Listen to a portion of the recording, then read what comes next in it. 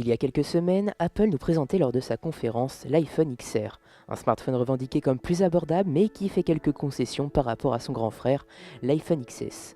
Après plusieurs mois d'utilisation, je vais donc répondre dans cette vidéo à la question: faut-il acheter l'iPhone XR? Allez, on commence par le déballage de l'iPhone, comme toujours. Une boîte qui ne change pas de l'ordinaire, avec le téléphone en façade, un petit plastique, un petit film plastique, iPhone marqué sur le côté, une boîte tout à fait normale malgré un prix légèrement en baisse, comme je le disais par rapport à l'iPhone XS. Je vous laisse le déballage de l'iPhone en arrière-plan et je vais parler un peu de lui en attendant. Tout d'abord, un très bon point.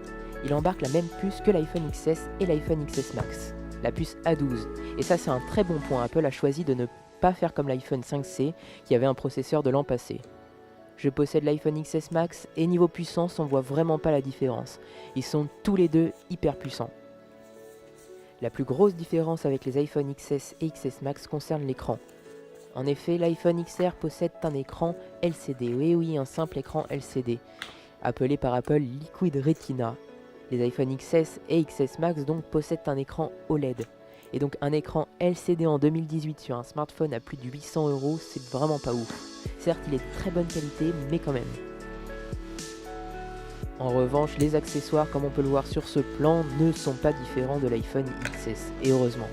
L'appareil photo se contente quant à lui d'un unique capteur de 12 mégapixels, et on va pas se le cacher, il est vraiment très bon.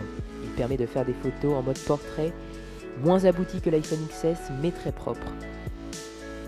L'équilibre des couleurs est très bon, la vidéo est excellente, vraiment le capteur photo, malgré qu'il soit unique, il est vraiment très très bon.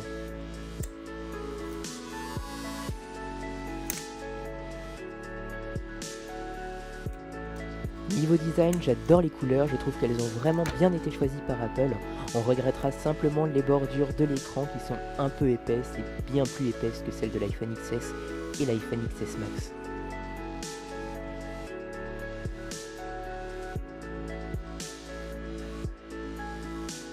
Alors doit-on acheter l'iPhone XR? Oui, mais à condition d'être fan d'Apple et d'iOS et de ne pas avoir les moyens d'acheter un iPhone XS. D'ailleurs, il serait plus judicieux d'essayer de le trouver un peu moins cher, comme il a été pendant le Black Friday. Cette vidéo est maintenant terminée, abonnez-vous à ma chaîne, likez, et on se dit à très vite pour une prochaine vidéo. Allez, salut!